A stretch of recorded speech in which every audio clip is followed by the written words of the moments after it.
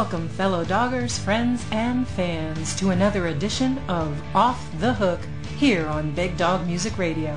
Produced and directed by Lisa Day. Each week we like to get together and spin some fabulous tunes by the very talented artists at BigDawgMusicMafia.com and get to know one of our fantastic culture warriors who will be joining us in about 15 minutes. If you'd like to be a part of tonight's show, you can call us at 347-838-8898, or you can hit the little Skype button at the top of our player at our blog talk radio station, BigDawg Music Radio. So we hope that you're at home, relaxed, with your boots kicked off, sitting in your favorite chair, with your favorite person, and your favorite beverage, and we hope that you'll enjoy the show. I'm your host, Lisa May.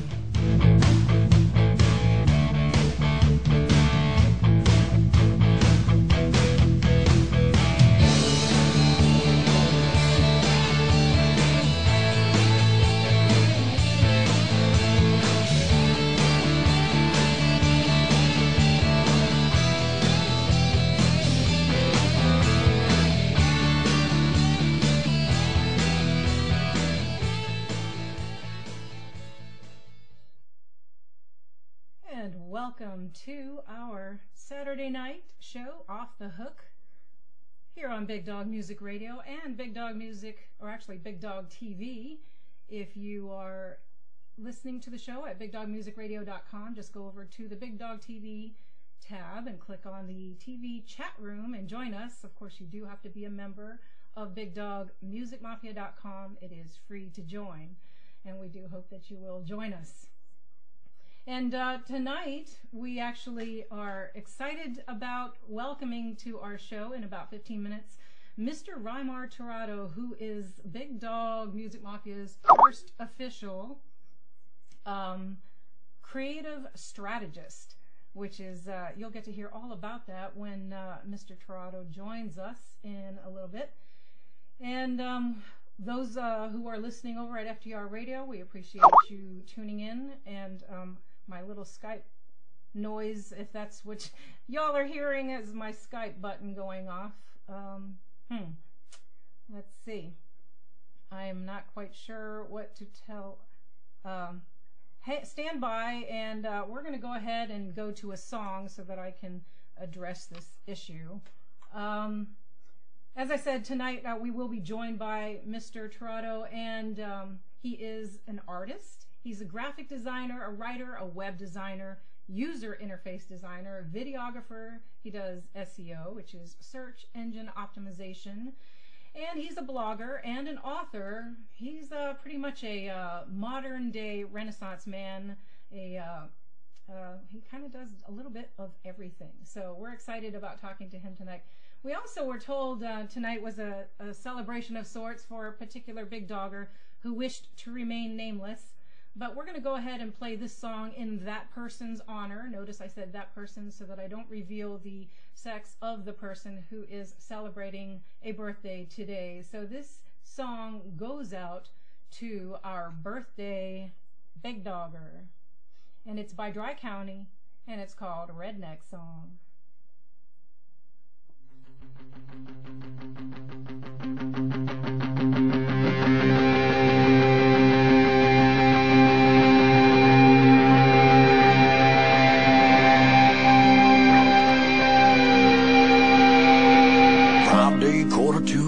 The week is through, a soul-back six-pack on my mind. Gas ball roundup, cramming into one truck, heading on out, we're gonna get a little rowdy. My, oh my, I'm going, gone. My, oh my, look out, here we come. It's a big bomb, it's a hit song. It's a little bit of white trash, Cheech and Chong. It's a love thing, it's a nuts thing.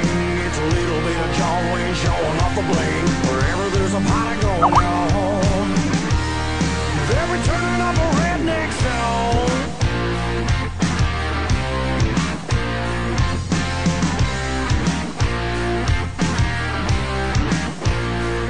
I got a pocket full of homegrown, moving to the front row. Where I've been yet again, quick as I can cash a check. 12-pack half snap, looking for a slow dance. Another round fall down, what happened to the weekend?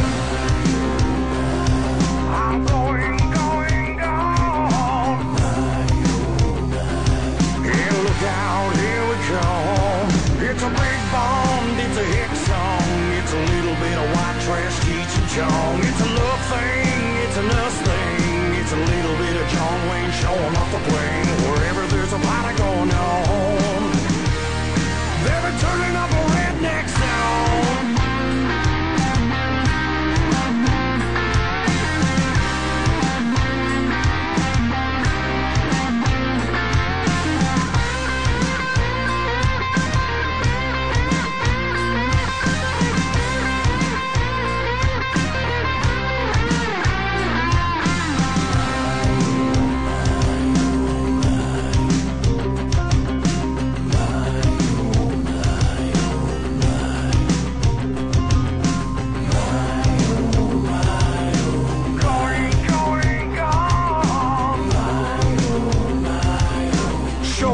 Where you from? It's a big bond, it's a hit song. It's a little bit of white trash Cheech and Chong. It's a love thing, it's a us thing. It's a little bit of John Wayne showing off the plane. It's a big bond, it's a Hank song. It's a yee-haw, get her to cowboy up. It's a big bond hit song, your song, my song. Any little reason to tie one on. Wherever there's a party going on, they're turning up a redneck song. Turning up a redneck sound. Turning up a redneck sound. Turning up a redneck sound.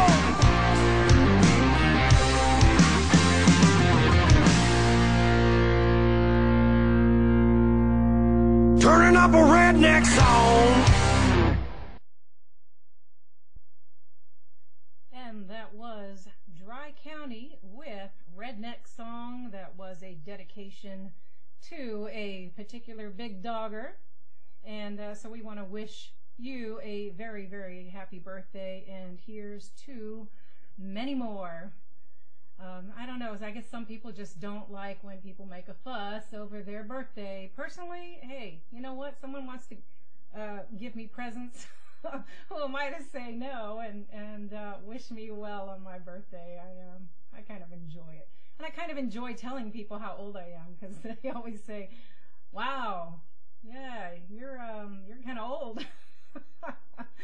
But in fact, I jumped out of an airplane for my 50th birthday a year and a half ago or so, and hey, it was a blast, and I can't wait to do it again. Anyways, getting back to the show, we have a few other birthdays today. We have a gentleman named Steve Dean at BigDawg Music Mafia, and tomorrow we have Josephine Falchicchio, I think is how you pronounce her last name, and SG1Fan75 is the other Big Doggers username. So happy birthday to all of our fellow Big Doggers. And we also want to congratulate Miss Jeannie Hink, who, for the 13th month in a row, is our BigDawg Music, or our BigDawg Keyboard Rewards. Gosh, I get my words all twisted up. Keyboard Warrior of the Month. And that's basically the person who posts the most over at Big Dogs. And we know Ms. Jeannie takes time to welcome all of our newcomers, as well as leave birthday greetings to all of our Big Doggers celebrating birthdays. So congratulations, Ms. Jeannie. You held on to the title for the entire 2013. Let's see if you can do it 2 years in a row. And also, just a heads up, we are looking to merge eventually BigDawg Music Mafia social networking site and BigDawg Music Radio, our radio site. And we're going to figure out a way to do that so that we have one sort of home base for all of us creative types out there who lean to the right. So be looking for some information about that as we work out the details. And quickly, our show lineup for tomorrow at 8 a.m. Eastern. We have Salt and Light from the Right, our 30-minute show intended to lift your spirits with some inspirational music and readings from the Holy Book. And then at 9:30 a.m. Eastern, we will have Trey Martin and Jimmy J. And I am told that Mr. Jimmy J is feeling better. He has been having a rough go of it in the hospital, in and out of the hospital recently with some heart issues. So please keep him in your prayers that he will make a full recovery soon. But he will be joining Mr. Martin tomorrow morning at 9:30 Eastern for Today in News Sunday Morning Funhouse Show. And then Wednesday night at midnight is Trade Martin's more serious news show where he talks about current events and has some very interesting folks call into his show. That's Tuesday nights at midnight, 9 p.m. Pacific for those of you out on the West Coast. And let's see, a quick shout out to our Con Air Radio Network partners. We have FTR Radio, Traditional American Movement, Ghost Fighter Radio, Free Zone Media Center, Right Stream Radio Network, and We Built That Network, as well as our artistic friends at Liberachic.com. And in the few minutes that we have left before Mr. Tirado joins us, I wanted to wish you all a happy New Year, happy Chinese New Year, which is Kung Xi Fa Chai in Mandarin and Kung Hei Fa Choi in Cantonese. I did go to high school in Hong Kong, so I got to celebrate that 4 years in a row. This is the year of the horse, so if you were born in 1918, 1930, 1942, 54, 66, 78, 90, 2002, or 2014, which would make you a newborn, happy Chinese New Year. And I was curious to see what the Chinese are saying is in store for us. And what it says is, regardless of your Chinese sign of the zodiac, here are some predictions for the year of the horse. The Lunar New Year for the year of the horse started on January 31st, which was yesterday, and lasts until February 18th, 2015. The Chinese zodiac consists of a cycle of 12 animals that interact with 5 elements: wood, metal, fire, water, earth. And so, 2014 is the year of the wood horse, which is a good year for travel, they say. Horses are legendary for their ability to run for long distances, and so for all signs of the zodiac, this is a good year for travel. It's also a good year for leaders. They say it's a good year for leaders of all kinds, especially those who really want to make a difference. And I have a feeling after you hear our upcoming guest, you're going to know that this is one person that definitely wants to make a difference. Others will be happy for your success, it says. It does say negotiations may be difficult this year. This year will be a fiery one full of conflicts, as the element wood provides fuel for the energetic fire of the horse. An aggressive mood infects many this year, especially later in the year when there is an increasing potential for heated clashes. Yikes. As people stick to what they believe, interesting, and will not be moved. That sounds like the Tea Party. They're willing to stand up and fight for their beliefs and won't be swayed regardless of the consequences. And so negotiations of any kind, even compromise, will be difficult. There will be lots of scandals, conflicts, explosions, and arguments. Not a good business year for some industries. And I can go on and on and on. It talks about all the different signs of the zodiac and what's in store for each one. But I don't want to go much longer. We're going to play just a real quick promo, and when we come back, we will be welcoming tonight's guest, Mr. Raymmar Tirado. You're listening to Big Dog Music Radio. We spell dog D-A-W-G, 'cause we're just that cool. Okay, I do believe that we are back, hopefully. Apologize for that little delay there. We had a little hiccup with our system. Anyways, we want to welcome Mr. Raymmar Tirado, and I'm just going to read this with the self-proclaimed tagline, curious, creative, and controversial. Raymmar Tirado puts a unique spin on tough topics including sales, marketing, and politics, while exploring human nature and raw emotion. As an art school dropout and self-made creative strategist, Raymmar has a realistic but positive outlook on the future of America. This, along with his ability to understand and solve complex problems, makes him a wrecking ball of awesomeness, capable of breaking through political, ideological, and sociological barriers. You can learn more about this fascinating gentleman at Raymmar, that's Raymmar www.ideological.com, where nothing is off limits. And so, welcome to Off the Hook, Mr. Tirado. Hello, thanks for having me. It's I've been looking forward to this. I've heard so much about you. I've read your very, very fascinating bio, all several parts of your bio. I'm just beyond impressed with everything that you have done and continue to do. I don't even know where to start. So why don't we just start from the beginning?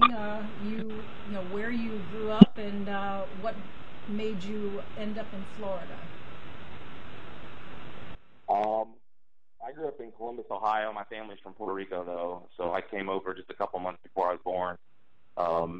My dad was finishing his schooling at Ohio State University, and that's how we ended up in Ohio. And when I'm an art school dropout. Like I said, I went to school in Detroit, College for Creative Studies, in the industrial design program. I wanted to be a car designer, but after about a year in the program, I just wasn't sure I could, first of all, afford another 4 years at the school, let alone sit in a room and draw all day for the rest of my life, you know. So I just decided to drop out, move back home, and about a year later, I found myself on vacation in Florida.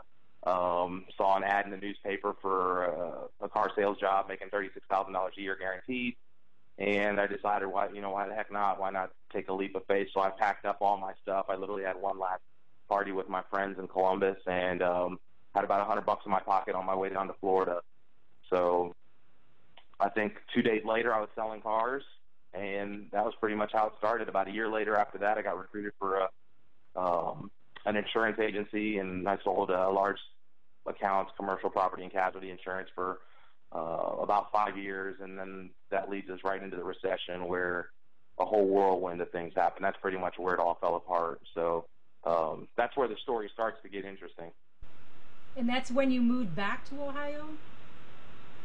Yeah, so that was, I moved down originally in 2004. I moved back to Columbus at the end of 2009, so right about Thanksgiving 2009. I moved back to Columbus and lived with my mom for a couple years until I just decided I couldn't take the cold. And just, the economy had just collapsed. I couldn't really find a real job. I was actually selling office supplies door to door. And after a year of that, and especially a winter, an Ohio winter, going door to door selling office supplies, I just couldn't take it. This wasn't making the money for the work I was putting in. Sure. I was, they were sending me all around the Midwest and the East Coast to train and build sales teams, and I just thought I was being undervalued, and it was just too much stress for what it was. And I said, if I was going to work that hard, I might as well work that hard for myself. And that's kind of when I sat down. I quit that job. I sat down and pretty much for 2 weeks straight just put all of my thoughts on paper, everything I could come up with from what I had just experienced that last year. And that's where the sales life came from. And it's just pretty much my manifesto of how I think sales and life interacts with the world around you, with how we experience the world and how it just gets broken down into this. I just started to realize that people weren't buying from, because it was a specific product or because it was on sale. They were buying because they liked it. And I started to understand that it didn't matter. Like when I sold insurance, I was good. When I sold cars, I was good. When I sold office supplies door to door, I was good. And I realized that if I could just get people to understand, if you can make these quick 5-minute friends, then learn the principles that they teach you in sales and the accountability and not letting the no's affect you and just the stick-to-itness and just the drive, the law of averages, see more doors if you want to make more sales, and life's that same kind of way. If you grind it out, you just keep grinding, eventually you're going to knock on the right door. And so I just started to realize that I felt like I could do more by telling more people about that message as opposed to, selling products for other people. And I decided to come up with a product that I could sell. And it just so happens that my art is the only thing that, that I have a skill that I can produce. And so now I've just started to learn how to express my art through web development. And I just, I wanted to build a website, and I hired a guy, and he left me in the dust. And so I learned how to build websites on my own, and I wanted to put videos out. So I decided to learn how to do videos. And I'm just one of those guys where I just want to get things done, and I don't really want anybody else holding me back. And so I've just learned how to do a lot of things, and it's all kind of converged into this beautiful, chaotic, spiraling vortex that is me, And so It's just been a lot of fun. That's awesome. Now, your book, Sales Life, I noticed the F is in parentheses um, because what sales, as you were saying, salespeople are often thought as scam artists.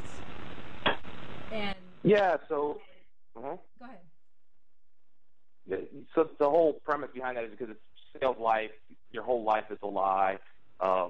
Just the fact that everybody has an agenda, everything is a sale. Every time you interact with another human being in the world, you're selling one of four things: your time, your ideas, a product, or a service.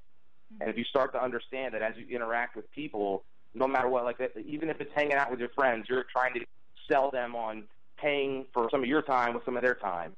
And so if you can start to break down life in these like really unique interactions and start to think of them as sales, and then you start to understand why people make buying decisions, why impulse works, why marketing works, right, why the psychology of sales actually is effective, then you can start to see how understanding those principles can really help you with everything you do in life. And so it's kind of, if you're not in sales, it's kind of a tough read right now. I'm trying to rewrite it with more of the story, with more of my story.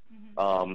But if you are in sales, it'll help you sell more. And if you're not in sales, it'll just start to help you realize that you can do a lot of these things in life that maybe you think you can't, just by changing the way you look at the world. Right. I'm horrible at the traditional sales. I've tried my hand at things like Pampered Chef and Silk Potted Jewelry. If you're not comfortable with trying to get people to part with their money, what is your advice on how to get past that discomfort? Well, you have to love the product first. Right. Like I'll never sell anything that I can't get behind, and so you just kind of. And I think once you love, if you love a product, and that's kind of the goal behind my whole marketing message is if you love the product, then the sale becomes natural because you're doing something that'll benefit the person. And so when you can find a way to sell a product that provides mutually beneficial relationships or transactions for either yourself or the other individual or any party involved, then sales becomes easy. Mm-hmm. When you can find a way to solve somebody's problem, because if you're trying to convince somebody that the money matters, then you're probably trying too hard to sell somebody something they don't either need or want. There's only two reasons people buy, and it's because they need something or because they want something. Right. If they need something to sell, if they need something, the seller has kind of the leverage. But if they want something, if they need something, the seller has leverage all the time, actually, unless you understand the same principles they're using against you. But money shouldn't be an object. If you're doing everything right leading up to the point where you ask for the sale should kind of happen natural. That close should happen naturally because it's the only logical alternative if you followed all the steps, if you will. Right. So I would imagine certain products that are constantly needing to be replenished, like beauty supplies, makeup, things like that once somebody becomes loyal to that brand, they're going to keep buying, and so it's not hard to sell. But things that are considered more luxury, like jewelry and things that you don't necessarily need, but you've got to convince them that they look fantastic in this new line of jewelry or whatever. That's the part that I think it makes it a lot harder when it's not a consumable product. Anyway. Yeah, and then it just becomes a balance of how do you pressure them? How do you build the impulse? Because there's ways to build impulse. Mm-hmm. And build that sales stimulus, whether it's by associating it to another product. Maybe it's, hey, you love the neighbor's TV the last time we were over there, and it's a husband trying to convince their wife that they need a new TV. Right. And so he's trying to remind his wife that, hey, you should let me buy this because the last time we were over at the Johnsons, you really like that TV, and this is kind of like, and so he's making his case by associating with something else, or maybe it's a celebrity endorsement, or there's a number of different ways. A fear of loss, or like a guilt trip is the same thing as a fear of loss tactic. A store says you can buy this because we're going to have it on sale for 10% off today only. So if you come back tomorrow, it's going to be 10% more expensive. But the same thing as an ultimatum. Right. So if you look at your life and a girlfriend saying to her boyfriend, if you don't, leave the toilet seat down, I'm going to leave you, and she better be willing to leave him, or else she has no stick to it, right? So you have to use that one a little more carefully when you're in a sales situation. And then the third one, the biggest one, is indifference. If you just pretend like it's not that big a deal, you'd be surprised what eliminating the pressure from the buyer can get them to do. And you just, hey, you know, it's okay. We're going to have it here tomorrow. You know, you can always come buy it, or, you know, maybe somebody will come get it. You know, I can't really help that. You know, this thing's in style. People have been coming to get these things all day long. We've only got a couple left. So we're probably going to sell it either way. Right. You know? Right. And so now you've told her that a lot of people are doing it, so you've validated her decision. Mm-hmm. You've justified the price by saying other people have done this as well, and you've kind of created a little bit of impulse because you've said there's a limited quantity and, you know, they may not be here tomorrow. So there's a lot of small things that are happening in the way that the wording is structured that subconsciously can push somebody to make specific decisions, you know? Fantastic. Well, you know, we're going to take just a little bit of a break. This is a music-based show. But when we come back, I want to talk about how you take what you just talked about, the whole sales pitch, and now transcend that into politics. And how do we sell the whole idea of conservatism and liberty to half of the population that seems to not quite get it? So something to think about as we're going to go ahead and play a song. In fact, I specifically picked this song because of a recent article I read of yours about the demons inside us, the evil that lives within us. And this song is not necessarily about evil, but the title is called "The Devil in Me." And it's by an artist, Chip Murray, who is actually going to be performing at CPAC. So you'll get an opportunity to meet Mr. Murray at CPAC. So we're going to go ahead and play his song, "Devil in Me." And when we come back, we'll pick back up where we...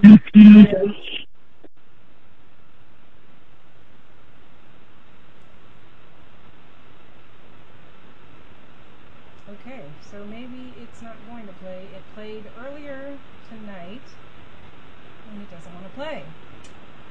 All right. Well, we're going to skip right over then to the next song, "Women in Wine."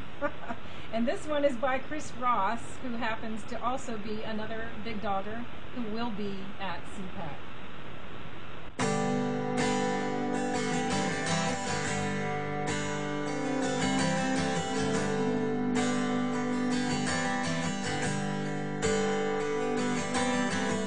There's been something, baby, I've been trying to say.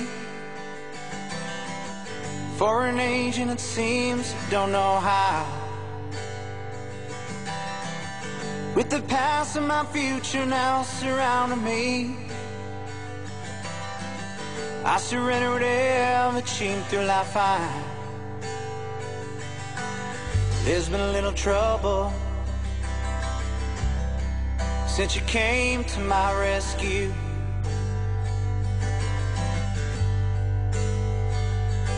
If you like all the rest, would've quit you long ago. I couldn't do that.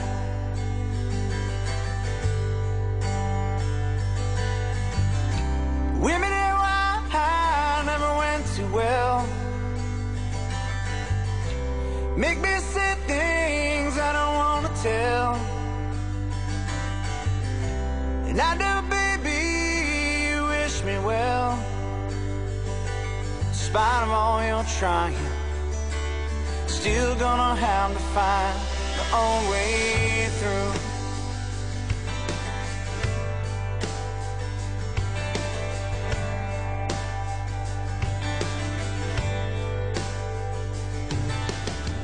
Like the mist of morning, my dream remains, burning in the burned fields of my memory. Flame is the chorus, your disdain, picking up the past I left behind me, searching solution on the double on my two-tone cell phone.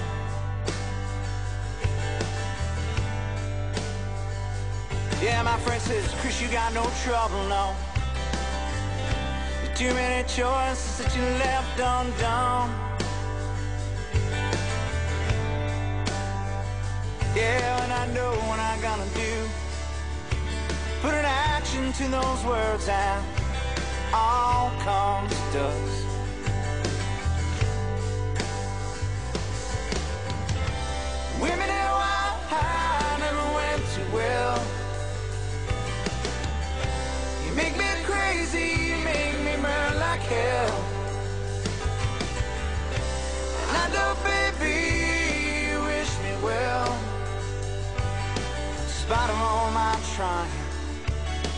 still gonna have to find my own way through.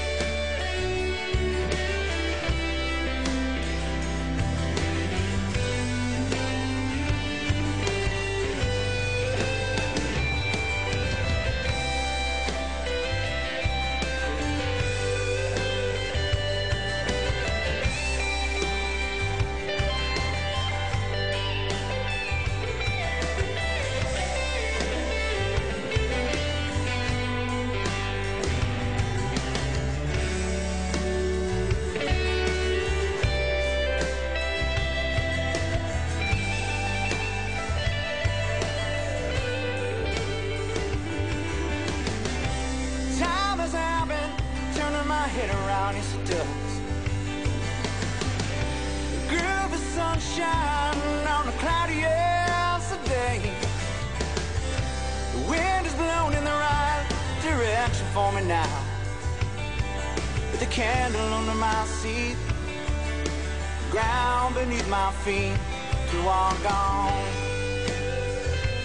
oh, walk on.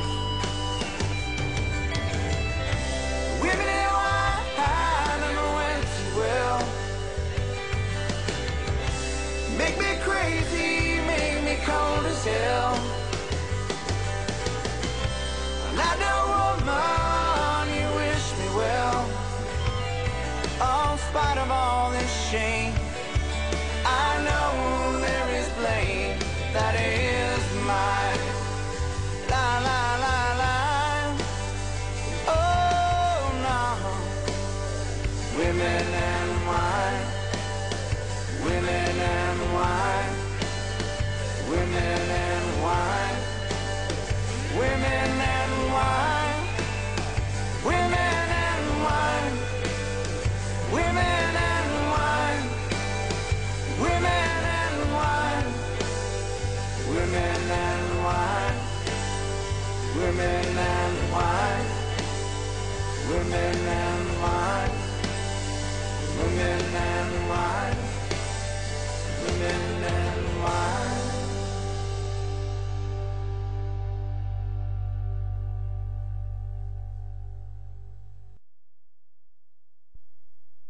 And that was Mr. Chris Ross with Women and Wine, and you are listening to Off the Hook here on BigDawg Music Radio and watching us over at BigDawg TV, that's TEA-V.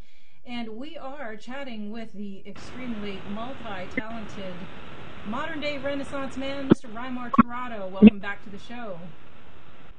What was that? Oh, that's just me. Awesome. All right, cutting loose. That's what we like to do in the show. We like to cut loose. Not, we're trying to make this off the cuff and totally rough. And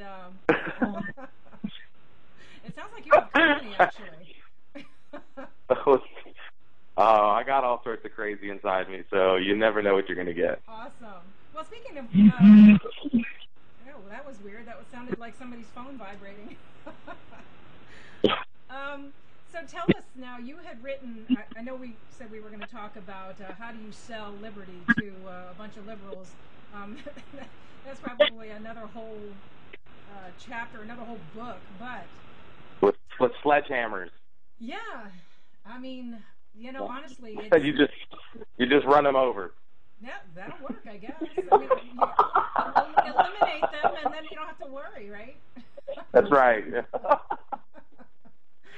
Just kidding, NSA. Just kidding, NSA. Oh well. Anyways, so let's talk about politics. It's funny because our Andrew Breitbart is who we sort of are trying to carry on his legacy of wanting to fight the left using culture as our weapon.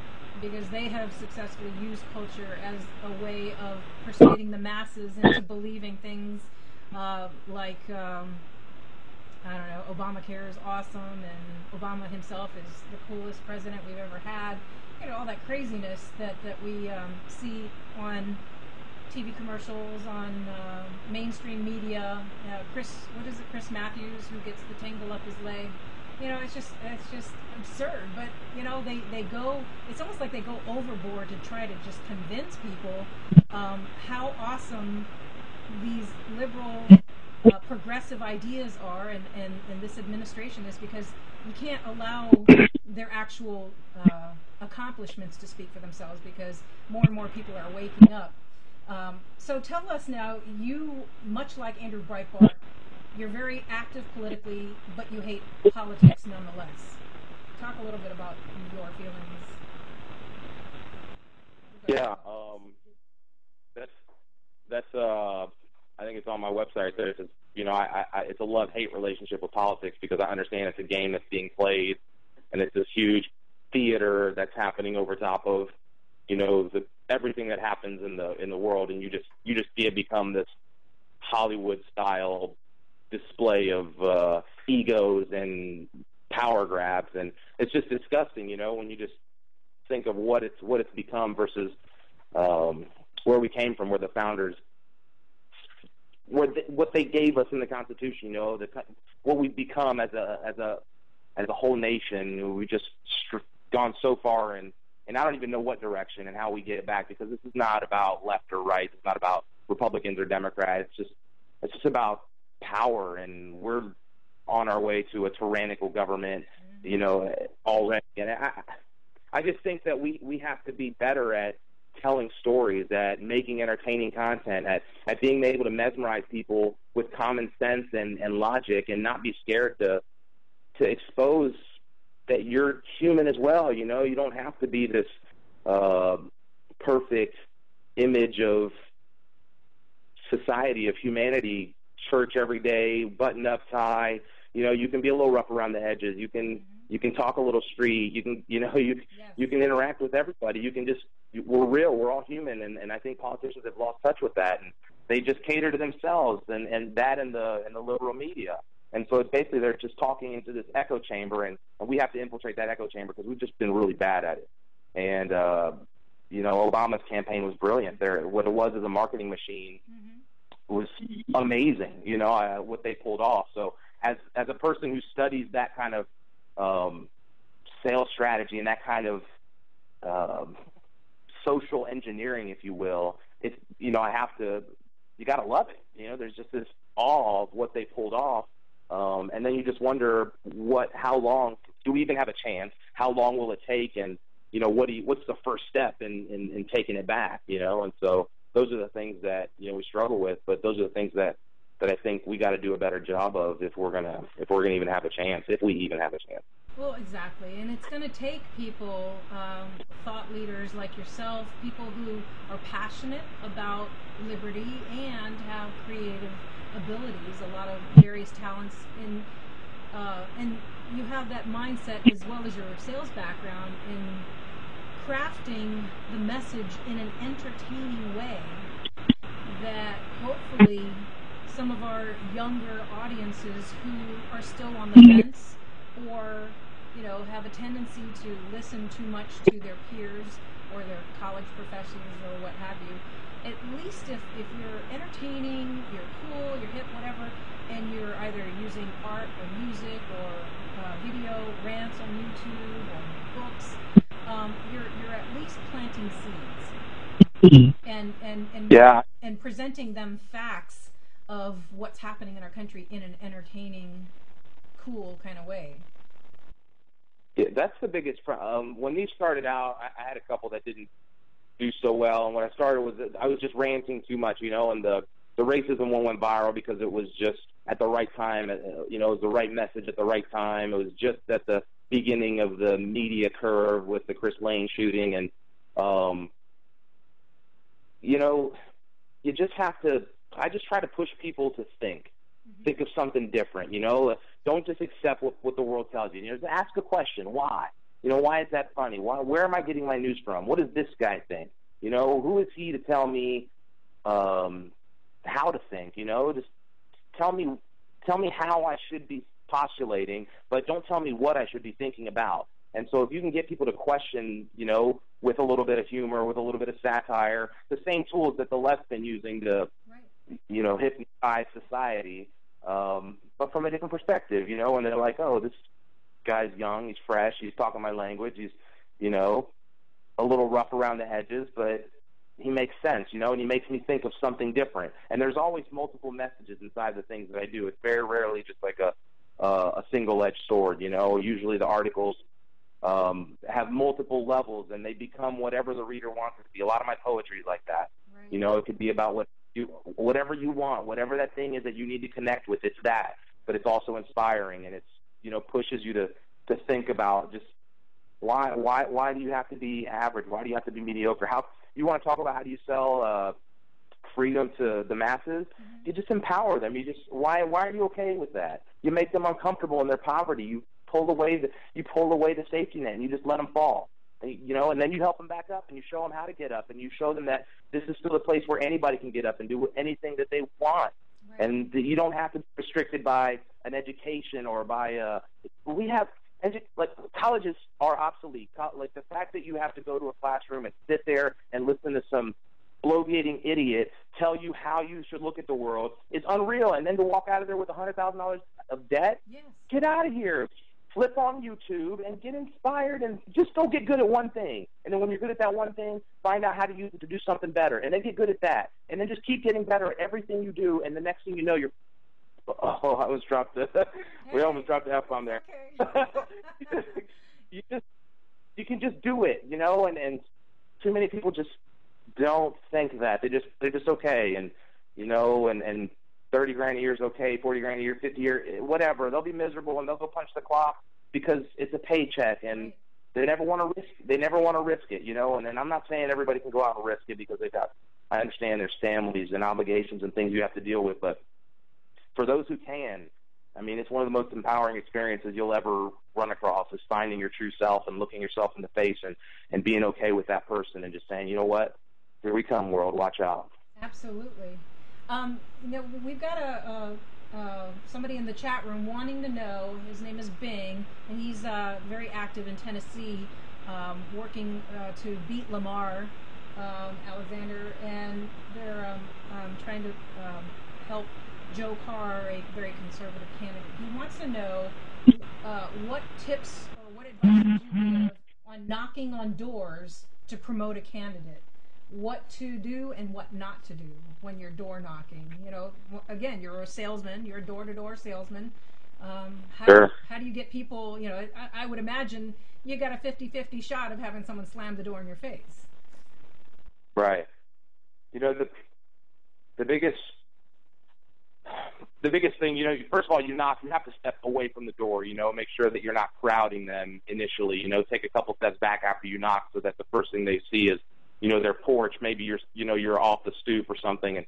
And the other the next biggest thing you can do is smile and look them in the eye. You know, if you make eye contact and you give them a sincere smile, and don't be cheesy. So the worst thing you can do is, how's the weather? You know, like get to your point. Hey, my name's so-and-so. We're out today because there's a city election. I don't know if you know about that. Ask them a question. If you can open up with a question, then you get the bigger chance of engaging them. But if you just try to tell them something, they're going to shut the door in your face. But if you can say, hey, have you heard about so and so, or have you heard about the new election, or have you heard about this issue, whatever the hot button is, have you heard about that? Then you get them to engage you, and then you can maybe start into a conversation. But I think that in that situation, you know, numbers count. Don't waste your time with people that don't matter. If somebody doesn't want to listen to you, get out of there. And spend time with the people that do, and do as much as you can to get as many people as possible to actually listen to you by trying to engage them as quickly as possible. Get good at making 5 friends. Say hi to everyone you see. You know, just start out on the street smiling and looking people in the eye and just watch people look away from you. You know, it's weird, but it's fun to do because it makes people uncomfortable. But if you get good with that, you'll get a lot better on those cold calling on the knocking on doors. Yeah, I keep getting invited by the local Tea Party groups to go door knocking and stuff like that, and I'm just like, I'm deathly afraid of it. I am an introvert, almost to the point of, being, I don't know, I don't like, I'm not good at that making cold calls and cold contacts with people, or even going to a social gathering where I don't know a lot of people. I have a tendency to find that one person that I recognize and then go up to them and sort of cling to them and become their shadow. Right. But right. Do you have any advice on how to get over that fear? It's almost illogical. Yeah. No, it's not. Some people just aren't naturally wired for that, but you can teach anyone to overcome those things. I would say with the cold calling, just doing it, just facing it. Go out with a friend and do it with a friend, so you're not by yourself. And that way you can make a joke out of it. We used to play a game where we'd just give each other a word. So if there were two of us, we'd give each other like some random word like watermelon, and we're selling office supplies. So at some point in your sales pitch, you had to get the word watermelon in your sales pitch. And so, if you're talking about candidates, maybe it's something silly that is totally off the wall where you got to, and it forces you to relax, and it forces you to know what you're talking about so much that you can focus on interjecting a word as opposed to what you're going to say. So then you become comfortable with that script, if that makes sense. Mm-hmm. As far as networking events, the biggest thing is knowing that everybody's there to network.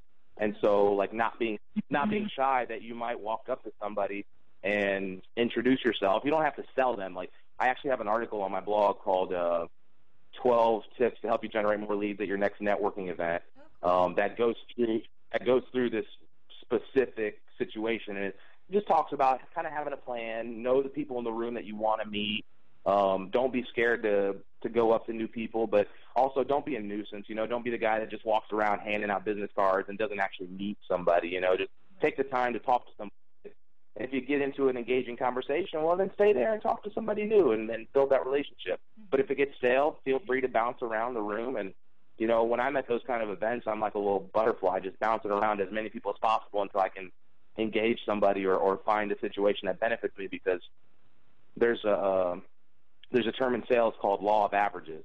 And basically it just says that, once you know what your percentage is, the more numbers you see, the more sales you're going to make, right? So if I have to see 100 people to make 10 sales, then I know if I see 200 people, I can probably make 20 sales. Gotcha. So, and you have to find the balance of too many, quantity versus quality for whatever particular instance you're doing. But even dating, the same thing. You got to, you can't expect that God is going to give you the right girl the first time you meet her. I had a friend who told me that one time. He said, if God wants me to get married, he'll put a girl in my life. And so therefore he was going to marry the first girl he ever met. Then I don't think that's how it works. You kind of have to explore and put yourself out there and absolutely take chances. Yeah. Absolutely. Now, I do believe, and I did read, in your bio that you are a believer, not an overly religious believer, as I am also not overly religious. I have that personal connection with God, but I am a firm believer that God does put the right people in our path. When He knows, knows that we have a passion or a dream, I'm a firm believer that He's putting those situations and those people in our path for a reason. And hallelujah. I'm always looking back and saying, aha, now I know why that happened, or I know why I met that person. And I have to say, I'm real excited about the fact that you are going to be there at CPAC. You're going to, I'm going to learn. I believe I'm going to learn an awful lot from you. Just watching how you work the room and how you talk to folks and just introduce yourself, and that's going to be awesome. And the fact that we're going to be on Radio Row, it'll be awesome to have you broadcasting live from CPAC, and we'll bring people to sit down and talk to you on the radio. You should see the smile on my face right now. Don't stop. Well, awesome. Yeah. I'm teasing. No, I'm so honored. I'm so humbled, by your guys' interest in what I'm doing, because honestly, like, I've written it a couple times. I don't do this for anybody but myself. This is my therapy. This is what helps me cope with the demons. I don't have health insurance, so thank you. Maybe Obama will help me out next year. But I work for myself, and so my therapy is my writing and my work, and I express myself to the world. It just keeps me accountable to myself, and and I've just found this.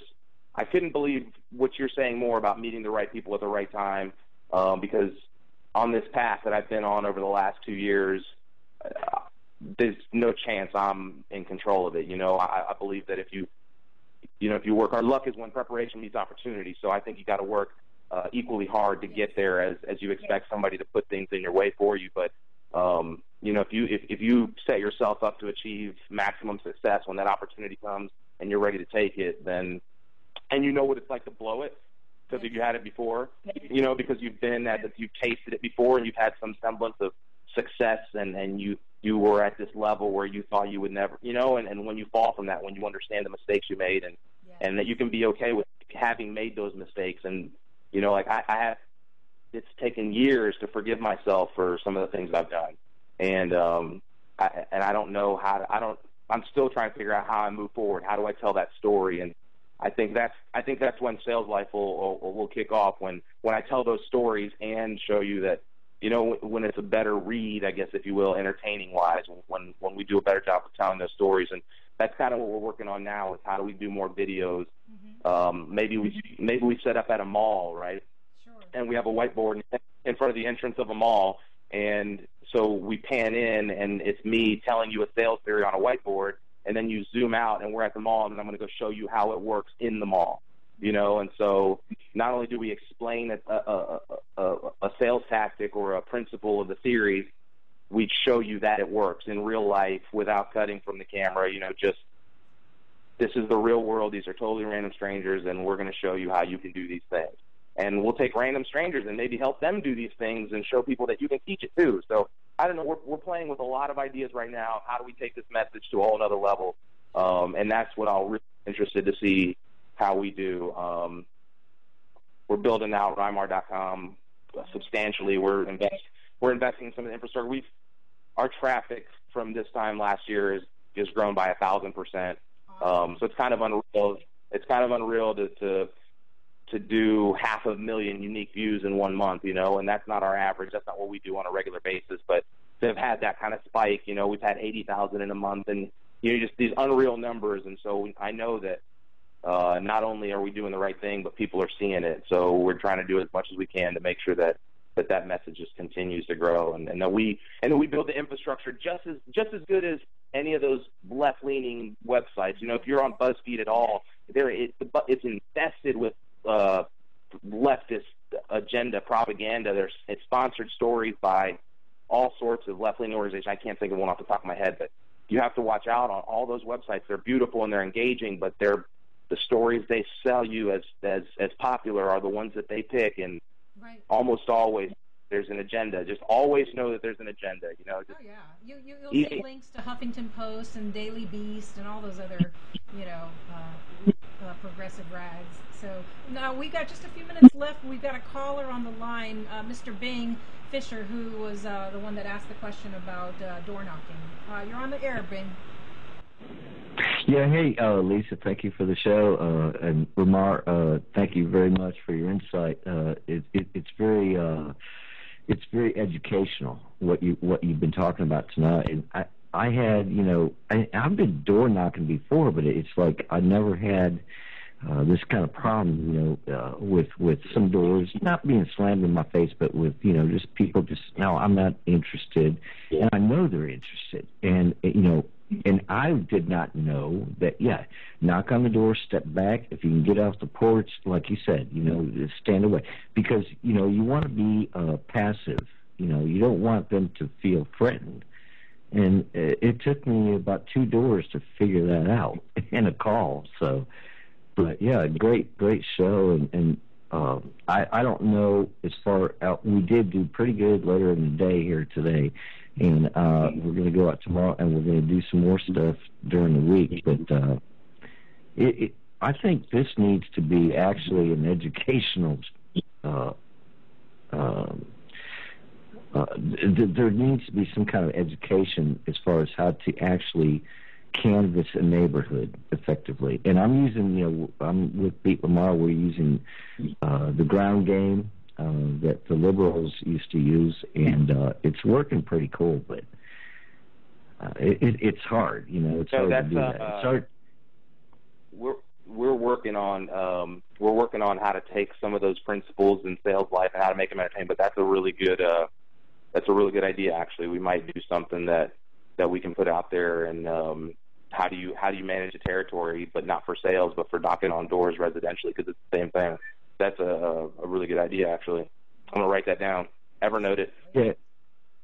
And that boils down to it, that's the crux of the biscuit, in my opinion, because it takes people, when you meet your neighbors that you've lived around for 7 or 8 years and you don't even know them.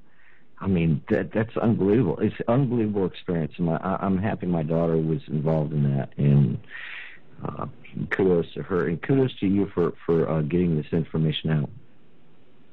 Awesome. Well, thanks for listening tonight. All right, thanks for calling in, Bang. You're welcome, man. All right, well, sadly, we are at the end of the show. I could go on for hours talking to you. There's so much more about you, so I'm simply going to close and let everybody know that they need to get over to your website, RAYMMAR.com, and you also have Raymmar.com as your Facebook page, correct? Correct. Yeah, the website's really the central hub. Facebook doesn't like me much, so I use them as a tool, but the website is the best place to get a hold of me. I'm very active, and just explore the blog. There's a bunch of different categories. You can search by sales if you want sales stuff. If you want more poetry, if you want whatever you want, politics. You can sort by all sorts of different categories. So.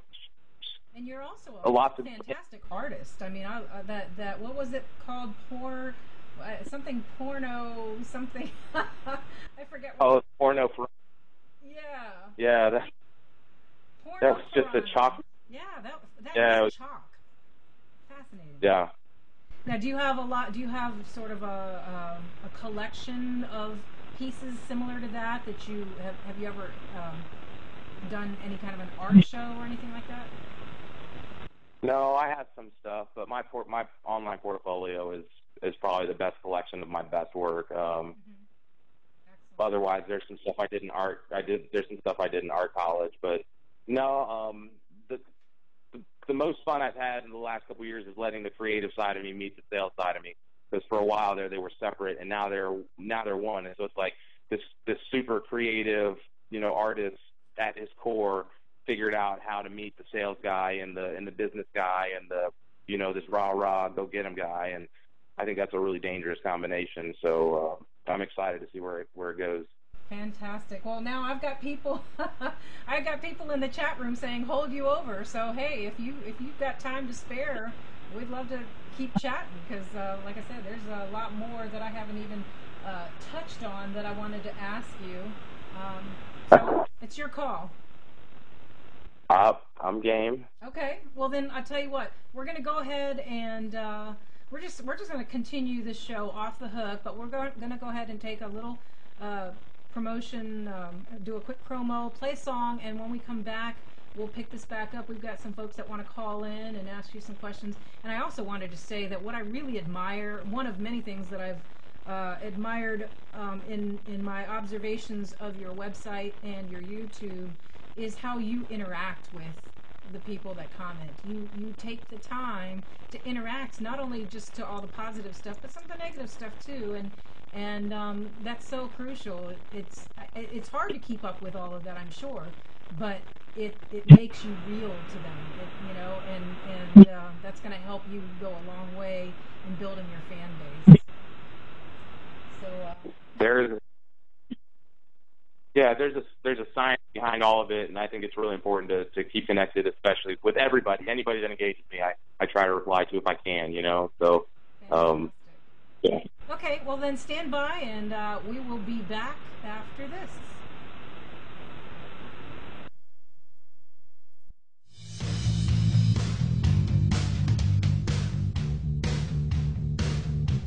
And that's going to do it for tonight's edition of Off the Hook here on BigDawg Music Radio. We hope that you've enjoyed the show and look forward to having you join us again next Saturday night, same time, same station, where we'll be chatting with yet another fabulous culture warrior and spinning some more fantastic music by the very talented artists at BigDawgMusicMafia.com. If you don't have any plans, we'd love to have you stick around for our second hour Afterburner, our live listener request show, where you get to pick the songs that we play.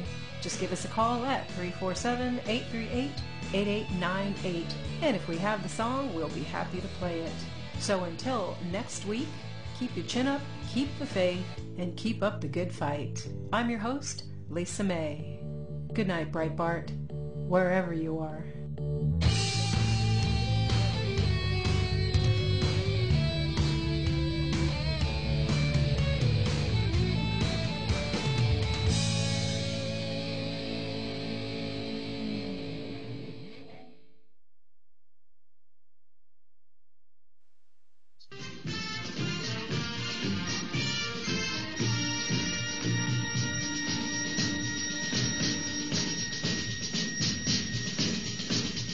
Clink, you idiot! Major Hochstetter, what is the problem?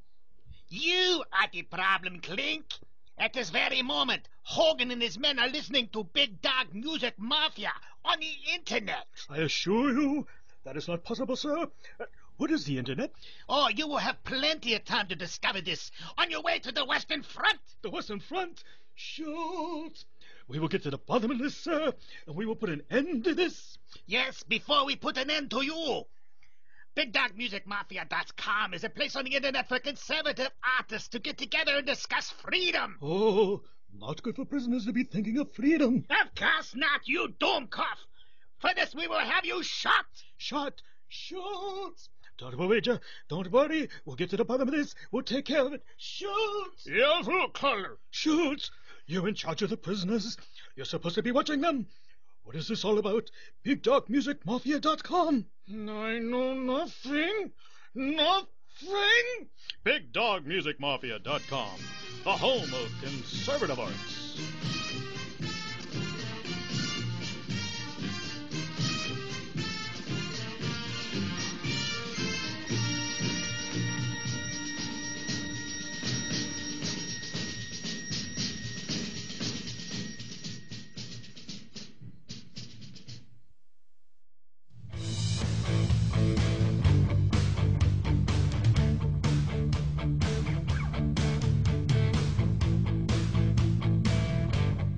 Welcome to our second hour Afterburner, our live listener request show, where you get to pick the songs that we play. All you have to do is call us at 347-838-8898, and if we have the song you'd like to hear by one of the fabulous artists at BigDawgMusicMafia.com, we'll be happy to play it. Or, if you don't want to call in, you can leave us a request in our chat room during the show, or you can go to our main radio station, BigDawgMusicRadio.com, go to the Live Shows tab, and fill out the song request form with the song that you'd like to hear, and you can even make a dedication. We're real glad to have you here with us every Saturday night, and we do hope that you'll enjoy the show. I'm your host, Lisa May.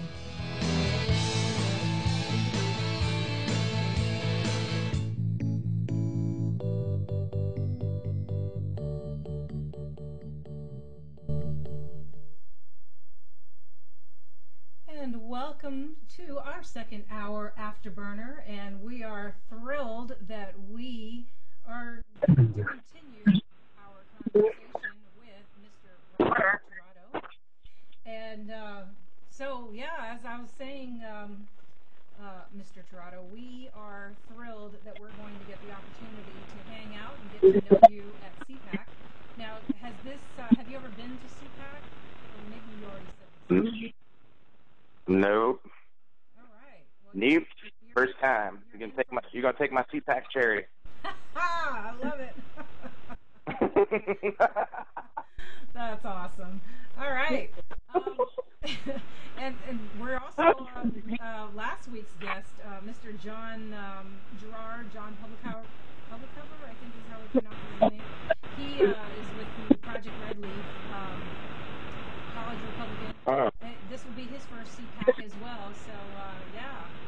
Oh yeah. That would be awesome. That would be awesome to get a partnership with him and like the BYP3 concept we're doing, which is very similar, except for it's fresh. His website's ugly. Don't tell him I said that. If you're listening, your website's ugly, but I'll help you build another one. Well, hey, That stuff's so important these days. You know, if you want to get, and that's one of the reasons I'm going to spend quite a bit of money over the next month, actually before CPAC, to beef up my website servers and infrastructure, because that's important when you're dealing with people on social media and on their mobile phones. They need fast, you know, and they need mobile friendly. It's got to be responsive design, and it's got to be beautiful, and it's just got to make them want to stick around and touch it, love it, and share it with a friend. So that's all really important if you claim to be going after that demographic. So that's the only reason I say that. Hey, no, that's great, you know, and any, just the fact that you've got that knowledge and the ability to help, you know, again, I go back to the God putting people in each other's lives for a reason. So, you know, we'll probably be calling on you ourselves, especially now that we have made you the official creative strategist for Big Dogs.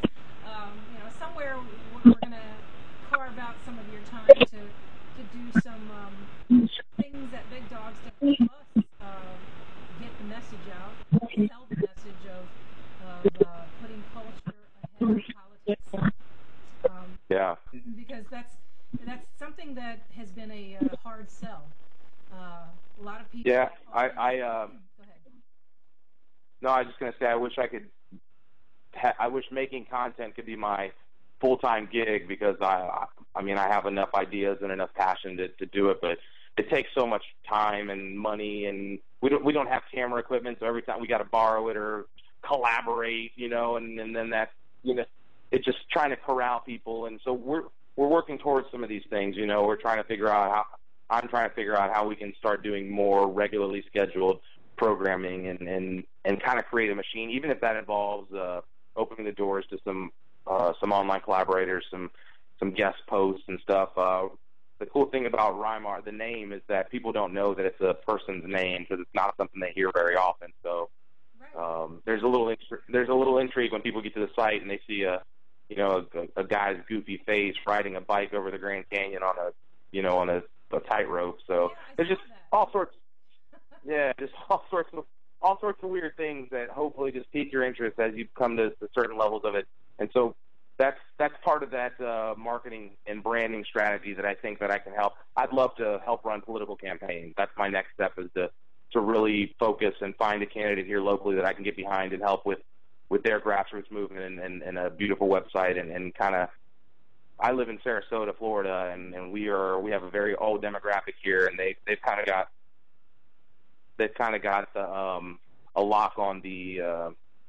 They kind of control the whole money and political structure, and so we're really trying to break into that with a new message and a whole new way of interacting with the city. So that'll be interesting to see how that plays, because I'd love to help the next president get elected. Amen. And you know, there's a few people that we know down in Sarasota. I'll have to share their link with you so you guys can hook up. Folks that are well connected down in the Sarasota area. But anyway. Yeah, we've got Ted Cruz coming in on the 20th of February. Alan West is going to be here on the 15th, I think. And there was somebody else, Boehner, which nobody cares about Boehner, but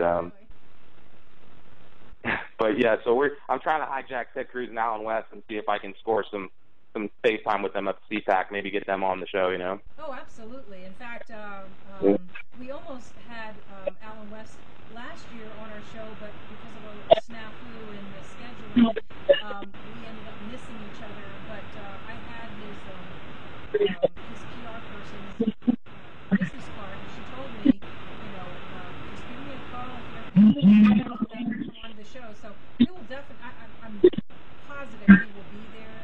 You know, this is an election year. This is going to be a big deal. In fact, they're going to be. Yeah. It's going to be a lot different this year, and BigDawg Music Mafia and BigDawg Music Radio are going to be key players this year in CPAC, in that we're providing entertainment, which they've never done before. We're actually providing artists who are going to be performing at various locations throughout CPAC. And, one of the biggest complaints they got in past years, when you have 10,000 people showing up, and half of those people are college-age conservatives, libertarians, they said, you get tired of hearing the same old blah, blah, just talking, all the same speeches. They said it wasn't very exciting. And what they looked forward to were the parties afterwards, because there are lots of parties afterwards. And so... I had no idea. Well, I'm here to tell you, there's I'm kidding. I had an idea. There's all kinds of things to do in the evening, but what they're trying to do is make it entertaining and enjoyable during the day as well, which is why they're adding music, adding that element to CPAC, which is, it's going to pretty much put Big Dogs on the national stage, on the national map, which we're pretty excited about. Now, we have a caller. I can't wait to speak at CPAC. Thank you for the invitation. Oh, we're just we're beyond thrilled that you are going to be part of our BigDawg Music Radio team. No, I didn't mean on the radio. I'm talking about at the podium. We're going to have their ears. We're going to have their ear too next year. Oh, you know it. Absolutely. In fact, we're working with the folks at CPAC, so you got some ideas. Let's talk after the show, or in the coming days. Yes. We're going to go ahead and bring on a caller. We have Mr. Boyd, the Alaskan, all the way from sunny Alaska, on the air. Hello, Boyd. Hi, Lisa.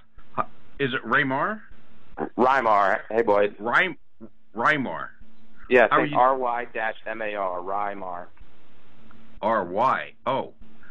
It's okay. R-A-Y, but I'm just think phonetically, just Rye. Sorry. Okay. Sorry, yeah. Well, spelling got me. I thought I had it right. Hey, listen. I think Bing touched on it earlier. One thing that would really probably help out all the Tea Party and conservatives is if you can put together, say, a 30 to 60-minute video and teach us how to go door knocking and phone banking. I've worked a lot of campaigns in my life, but those two jobs are the two that I don't like to do the most. Well, that just means you're human. Nobody likes doing that stuff. I had a job interview one time, and the guy asked me what I hated about sales the most, and I said cold calling, because I was being honest when I probably shouldn't have said that, because I do it, and once you do it enough, you get good at it, just like I said before. But,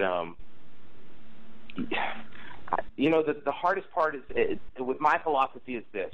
I can go knock on 40 doors a day, 50 doors a day, 100 doors a day, whatever it is. Do you know how many people I reach with my website? I could reach thousands a day, tens of thousands a day.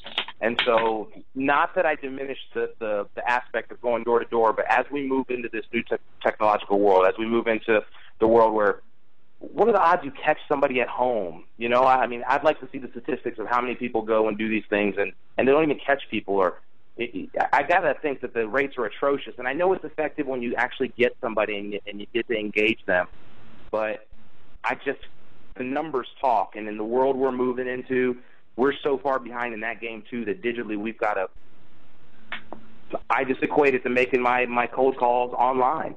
I've called inbound marketing. This is why I'm so passionate about the marketing and the sales aspect of it, because I call these things the new cold call. I have an article written, Inbound Marketing, the New Cold Call. And if you can build your website right, if you can build these tools, these engagement tools online, if you can build them properly, they'll outshine anything you could ever do door to door. Now, the door-to-door still has to happen because it's this name recognition, but how much does waving a sign at the front of the door? I hate the guys that do that in front of Subway or the pizza shop to get me to come in. What does that do for, does anybody really vote because they saw somebody waving a sign on the door?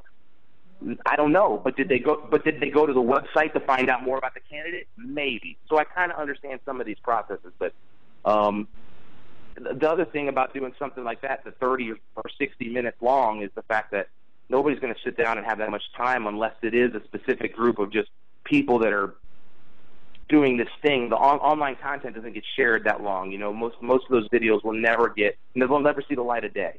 So what we're trying to do is create short little clips, and we'll see. Maybe we can cover canvassing. Actually, we were talking about that in one of the breaks. Maybe we can cover some door-to-door in an interesting way and tell a story in 3 or 4 minutes, because that's about the most you can expect out of an attention span, maybe 10 minutes max. But unless you've got a target audience and this is what you're training them to do, you know, I don't know if those videos are good for mass appeal. What might be funny is if you do a sort of a comedic door-knocking video on what not to do, kind of like all the stereotypical things that people fear. That's exactly how I saw it. You know, a what not to do and then a what to do, like a do's and don'ts of door-to-door cold calling. Yeah. Cool. That would be. Yeah. I think that will get shared Consider it. Quite a bit. Consider it officially in the content hopper. It's in the bank of things to do, along with the other million. Yeah. Well, see, I'm one of those old guys, and you know, I also believe, you know, in face-to-face type of stuff from you know, cold calling or door knocking. I know that my wife loves one of our state reps that I can't stand, only because she came to the door. And I mean, she's a pleasant lady and everything else, but, you know, because she came to the door knocking herself, you know. It's very much different. It's very much different when you're the candidate, because then you get to build that relationship, that bond, that intimacy with the voter that, you know, some staffer is not going to get to build, you know, and so that's a whole nother ball of wax when you're talking about being out there with the candidate. But as an individual, I totally understand the value in the face-to-face interaction, because even though I'm not the candidate, I can still interact with somebody and hopefully tell them a great story about the candidate or why he's the best person for the job. And your ability to do that is really what's important out there in the field. So every time somebody does open the door, having the ability to make the most of that interaction. So I agree with a little bit of training, but my goal would be to not do it specifically for one thing, is to just teach these skills and show you in a series of videos that you can learn these things. And if you want to apply it to political cold calling, cool. If you got to go sell Amway or Mary Kay or whatever other way you want to sell, you can use it for that as well too. But it's for the person to interpret for themselves. You know, I'm just going to teach you the principles, and you can go out there and use them how you see fit. If you like to read, you can download Sales Life, because I talk a lot about, you know, those concepts, and it's the same concepts you can use for. I talk about all of this in the book, you know. Okay. Well, I appreciate your insight on it, and you know, I was just hoping for the mistakes that you made, you know, going door to door, is something that you could kind of like pass on, so you know, a fellow like me doesn't have to go out and you know, learn it ourselves, even though experience is the best teacher. The biggest thing I could tell you is to just be yourself, you know, and just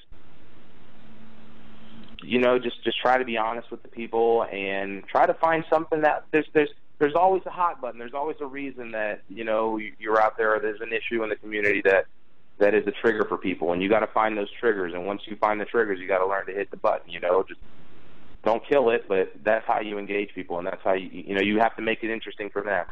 If they think you're just there because you want to be an advertisement for a candidate, then you're no good. But if you're there because you're doing something for them individually, then they can get behind you. They can interact. They can understand you, and that's exciting for them. So you have to give them something before you ask for something, always in a sale.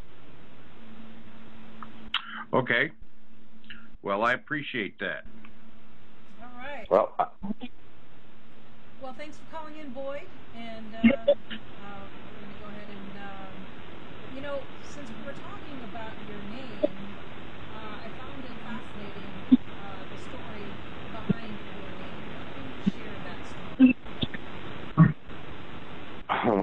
those are my favorites. I was named named after a Japanese animation cartoon character that my parents used to watch when they were kids in Puerto Rico. And he was a space pirate. And when I finally found, I went most of my life without even researching it or caring. I just thought it was a cool name. And once I got into this whole online world and started figuring out the benefit of having a name like that nobody has, that I was even able to get my name as a domain, and it gave me it's a huge leg up with the uniqueness of it, because when you Google me, you only get me, as long as you spell it right, and that's not always a good thing. So, that's but I've gotten good at making sure I control the first page of the search results. But and they made up the spelling totally. So it was a Japanese animation cartoon character with a space pirate, and they just totally made up the spelling. And apparently, the space pirate was a defender of liberty and fought only for himself. And it's really, it nailed me dead to rights. I just got chills the first time I read the Wikipedia write-up of what my name was based off of, and so I really thought that was an interesting component to have on the website, because it is such a unique name. It is very cool, and for the benefit of those. Now explain, because I kind of lost. You talked about the character named Raymmar, but then you start talking about someone named Harlock. Yeah, so the guy's name was Captain Harlock. But his actual pirate name was Rayman. Gotcha. And so my mom changed it. She saw it, she liked it, but then she totally changed the spelling. So, I think she was just brilliant. That just shows how smart my mom is, obviously, that she had the foresight, basically to invent a name, So, yeah, it's well, they knew pretty awesome. One day that there would be a Raymmar.com website, and you would be a one-of-a-kind thought leader, creative strategist, and pretty much everything in between, the modern-day Renaissance man. We're going to definitely have to do a profile on you at Breitbart, for sure. I think people are going to really dig the fact that we've got someone in the younger age category. Tea partiers, a lot of folks in the Tea Party, when you think of Tea Parties, you think of the older crowd.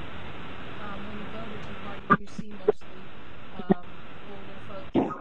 When I say older, I'm not talking about old. I'm just talking about you don't see as many younger, college age folks and the millennials, if you will, at these. Yeah, the 30 and under. Right. But we do have some really neat things coming up down the road with a very I'm not sure I can even talk about it yet on the air, but let's just say someone that's very prominent in the millennial demographic is going to be partnering with us, and we're going to be partnering with them, and get an opportunity to profile the folks at Big Dogs and all the cool things that they're doing. So, God's opening up doors left and right to us, and 2014 is going to be a phenomenal year. I agree. I haven't been this excited in a long time about the way things are headed in the direction that it even as screwed up as things are nationally and politically as a country, I got so much hope, and so many people telling me it's a lost cause and that there's nothing. It's just why even put myself out there for these things? But it's because we have to, because I don't ever want my kids to look at me and say, "What did you do, Dad?" or what my grandchildren say, "Thanks for nothing, Grandpa," and read Orwell. We're just headed in a bad place, and I think we can change it. So I'm going to do whatever I can. Exactly, and the sad thing is a lot of people have lost hope. A lot, I've even talked to some fellow artists who have said, I don't feel like I need to be doing this anymore. It hasn't done us any good the past 5 years. And I'm like, don't give up. That's what Satan wants you to do. It's like I'm a firm believer that right before something big happens in your life or in the path, the dream, the journey, whatever,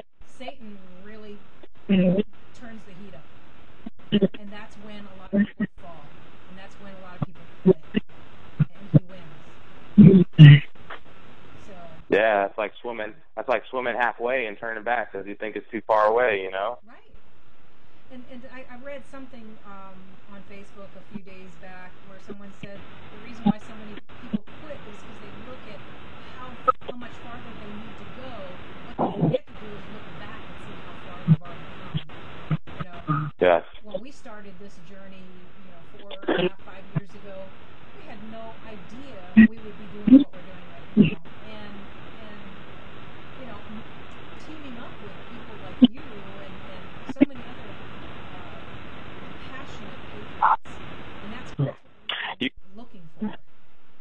I'm shamelessly plugging what I'm working on again, but you'll see we're building this thing that's built around the whole sales life concept. That's going to be about building your centers of influence and building that circle of connectivity. And so from a technological standpoint, the way I see the future of social media and the way I see it spawning off into small little, very niche-based social media online websites, that's what we're playing for. We're playing for keeps with some of the software we're building. We're developing some stuff for some fairly large companies here in the United States, and some of that technology is going to trickle down into what we're doing. And so that's where there's been my focus has kind of shifted into a couple of those things right now. So I haven't been doing as many of the videos and as many of the blog posts as I've been wanting to over the last month. But this all it's all getting ready. We're just building the machine that's going to start pumping all these things out and empowering individuals all around the nation. I hope to build the software that helps connect all of us so that we can take advantage of every individual in every way you can, but not necessarily through social interactions online, but from face-to-face interactions, real connections that you make with the people in your community, but with the communication tools that we all love about Facebook or Twitter or any of these other tools that we use online, email, just a way to really connect and communicate with other like-minded individuals. So just keep an eye out for some of that stuff. That is exciting. That's fantastic. Now, have you put together like a business plan to try to attract some venture capitalists? At this point, no. I'm trying to do as much of it as possible myself and with the team, the people that I work with here locally. But we're just trying to formulate what's the best strategy. Everything that I do is a test really online. I'm testing how things work, how the content gets shared. I'm building what you're talking about, that plan for how I'm trying to build a structure for how you take things viral online. How do you build the next media monster online? Right. That's not an organization. It's an organism, right, if you will. Right. And so with artificial intelligence and the things that are coming, it's going to be really interesting to see what the future of anything holds, let alone politics. So. Fantastic. All right. Well, we are at the half-hour break. We're just having too much fun, and I've got a whole slew of questions that our producer, Ms. Day, gave me that I haven't even touched on yet. So we're going to go ahead and play a song by Mr. Chip Murray. This, for some reason, the devil in me didn't want to play, but we have another song called The Dance. And Chip is going to be there at CPAC, and when you meet him, I think you are going to be, well, first of all, he's going to be fascinated with you, but you are going to be equally fascinated with him. He is a writer, and he posts almost daily at BigDawg, and the things that he writes about are just, really stuff that makes you think. And, he's a lot like you in that regard. So if you haven't checked out his writing, definitely take some time and go to Chip Murray's page at BigDawg Music Mafia. Or you can go to chipmurray.com. You can hear his music and read his writings. So we're going to play The Dance, and when we come back, we're going to hit on some of these other questions that we have that Ms. Day, who has been awfully quiet tonight. I mean, she's been in the chat room, and she's been saying a few things, and she'll probably kill me if I unmute her mic. So, we can, I suppose, pressure her into coming on and saying hi.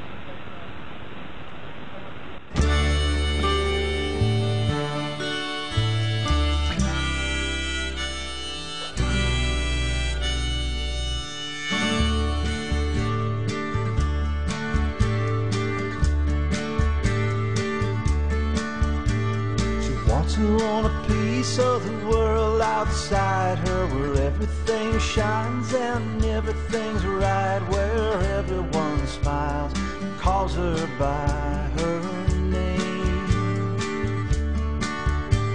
She needs a little time, but she can't stand waiting. She's gotta have a place where she heals her faith in everything that's anything to her.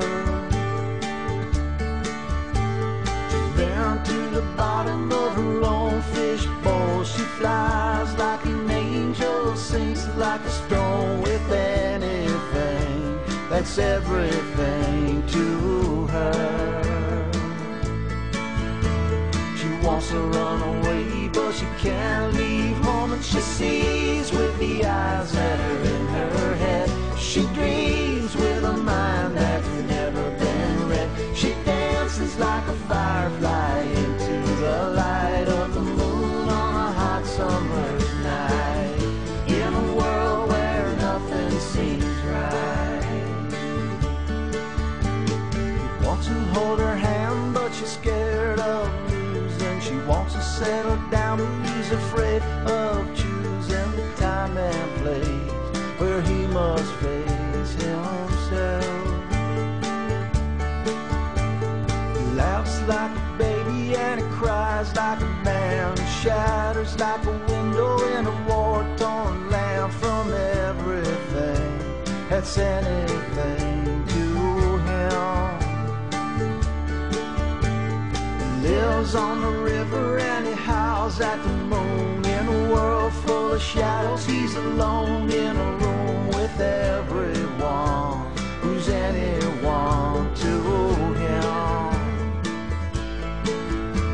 He wants to jump in, but he never learned to swim, and he flies like an eagle with a busted wing, and he dances like a stare on a quaalude flame. He loves like a fire burning into the night, with a flame that's wider than light, in a world where everything's right.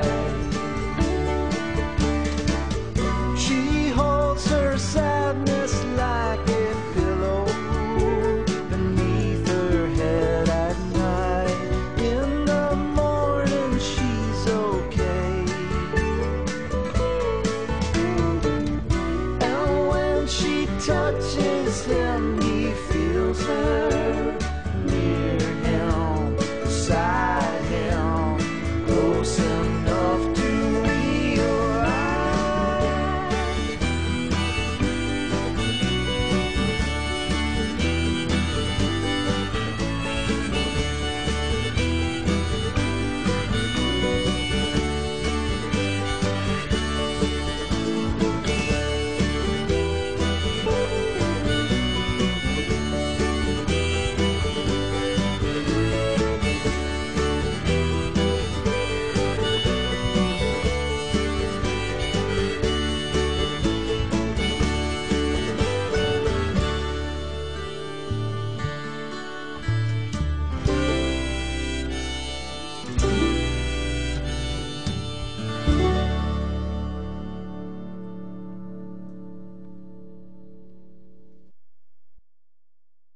You are listening to BigDawg Music Radio. Music for the right side of your brain. Now what am I going to do with my left side? All right, and we are back, and this is an extended version of our show. Well, actually, you are listening to Afterburner, our live listener request show, and we have the great pleasure of holding over our off-the-hook guest, Mr. Raymmar Tirado. So welcome back. Off the hook? Off the hook. And you have...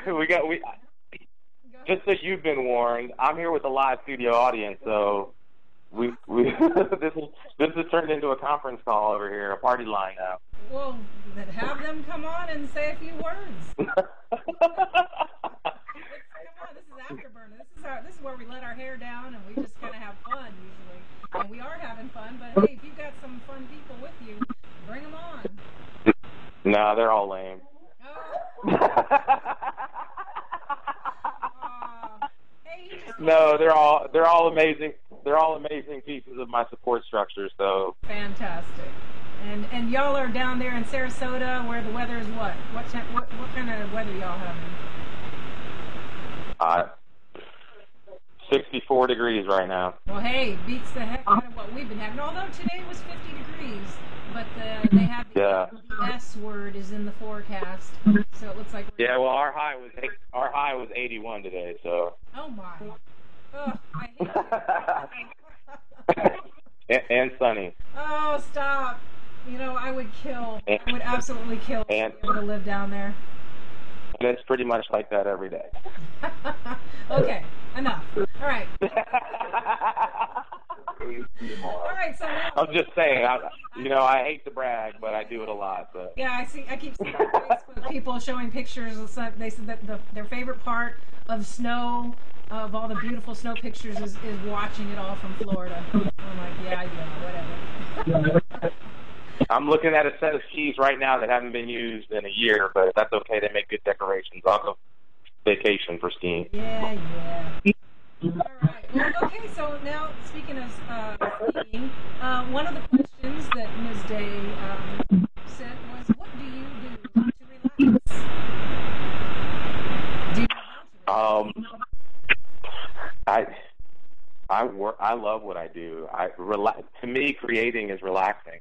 So I'm one of those guys that either had the misfortune to take the road that led me to this, but had the fortune of not working a day in his life, because I honestly love everything about what I do.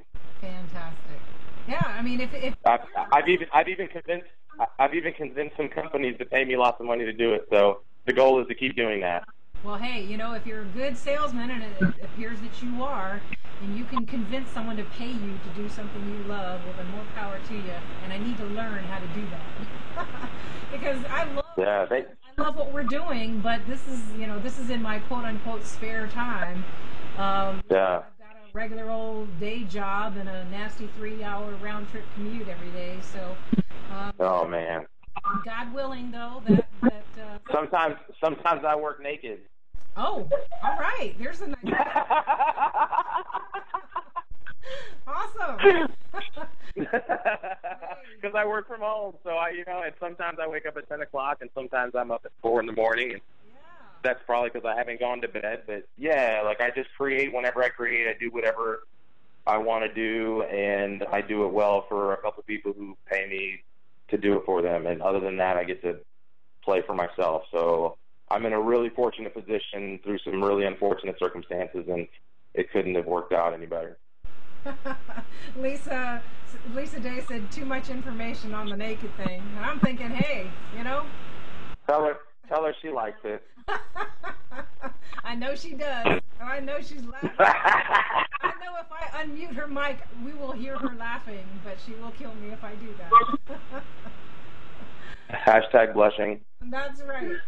Hey, I'm the one on video, so I did feel the temperature heat up just a few minutes ago when you mentioned that. Now tell me that you're not on the air naked right now with your audience. Plead the fifth. No, I'm teasing. Wow, I'm fully clothed. No, I'm fully clothed in the living room. All right, so now let's switch to food. What is your favorite pig out food? Oh man, chicken wings, pizza, and gyros. Ooh. That's it. Those three, and they all hold equal status. Like if you put all three of them in front of me, I'd punch you and take them all. Because I can just pick one. Awesome. So, yeah, I love... Now, you said heroes, or... how do you pronounce it? It's not Gyro. Yeah. Gyro. Everybody says gyro, and I know that... Yeah, the gyro's what keeps the Segway from falling over. A gyro is something you eat. Have you ever ridden one of those things? The Segway? Oh, I'm friends with the guys who designed the second generation. Oh, no kidding. Very cool. I see Yeah. them all over D.C. whenever I go downtown to D.C. All right. Okay. So now, which which would you enjoy most? A night on the town or staying home with that someone special? There's no one special right now, so the night on the town is all mine. All right. And hey, you just might meet that someone special, right? Probably not in the town of Sarasota. Did you just say probably not in the town of Sarasota? Yeah. No, there's a lot of beautiful girls down here. I just don't think they can handle me. Ah, that's the key. Can they handle you? Well, hey. Yeah. There is somebody out there that can, no doubt. So. Yeah, one day I'll meet him. Yeah. Her. I was gonna say.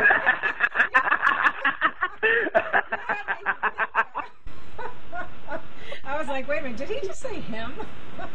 I'm them, but I meant her.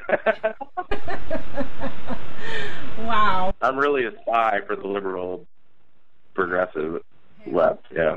Well, you talk a good game for a liberal spy. I mean, well, in fact, there's no way you could be liberal, because there's no way you would have been able to sound as intelligent as you have for the last hour and a half if you were a liberal. So, anyways, all right. So now a more serious question. Who is your favorite? No, I will not go out on a date with you. Who is your favorite author and why? Wow. I noticed that you post on Facebook, you picked up a couple new books to read. Yeah, I don't know. I read so much. I'm reading Fountainhead. Ayn Rand always is on the. I haven't read many of her books though, so I don't know that she's my favorite. I love this one that I'm reading now. I've got a bunch of the Glenn Beck books because I think he puts together a pretty mean, like textbook. Like the stats are. You can read those and take them to the bank. I've been watching Glenn since he started as a shock jock here in Tampa, and I know sometimes he goes over the top, and a lot of people don't like him, but for what he's done and for who he is, he's tops in my list for authors. Have you read Scott Turow, John Grisham? I'm sorry. I got Ameritopia. I've got A Liberty and Tyranny. I don't have his Constitution, the amendments, but that's on the list, so that's probably one of the next ones. Politically, I've read Greg Gutfeld. I've read, I don't know, A 5,000-Year Leap is a book I think everyone should read if you want a chance to understand what's going on in the country right now. Read 5,000-Year Leap. It sounds stale, but it's awesome. Is that right? We're actually breaking. No, who wrote that? What's that? Who wrote that one? No, Glenn Beck did a foreword for the new release of it. I'm trying to look at right here. Cleon Skousen, and that's Skousen, yeah. Yeah, because I hear him talk about that book a lot. So it's a brilliant write-up of just how we got to where we are politically and why what the founders did is so brilliant.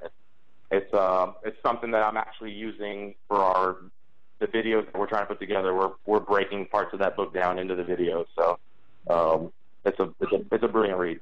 Very cool. Very cool. Now, that's the one that got me started on this quest politically. Like, that's the one that made me want to know more about politics and why things are doing what they're doing. Very cool. Okay, so now on the topic of writing, how do you overcome writer's block? And I'm assuming that you occasionally have that. Yeah, occasionally. I just download Evernote right now. Seriously, hang up the phone and download Evernote and just write everything down. And I just have all these different notebooks and notes that I can take on my phone. They sync with my iPad. They sync on my desktop.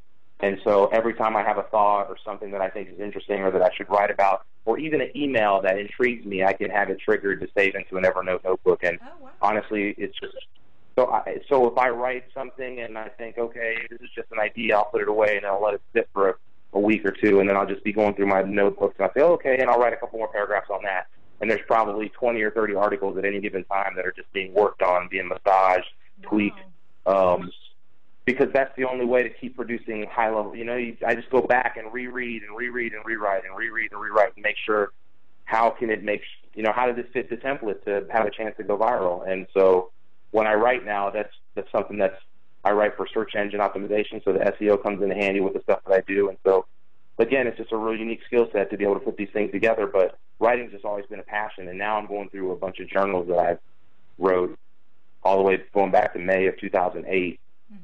And those are some tough reads, but they're really telling to just kind of like the character and kind of they reminded me what the things that I went through. And I don't know, I just, you have to write a lot, you know, and then when you hit writer's block, write about something else. Just force yourself to keep writing, because there's so many times where I'll read an article and I'll have an idea for something, and the final result is nothing like what it began as. But if you just keep bouncing the idea around, just keep kicking it down the road, don't think that you have to finish the article, you know, in one night and publish it the next day, then, you know, you can move faster. I think that's the problem that I have, is that I feel like I've got to come up with that eye-opening first paragraph that's going to grab the reader's attention, and then I've got to, you know, build on that, and then come up with the final words that sort of wrap it up, you know, in a bow and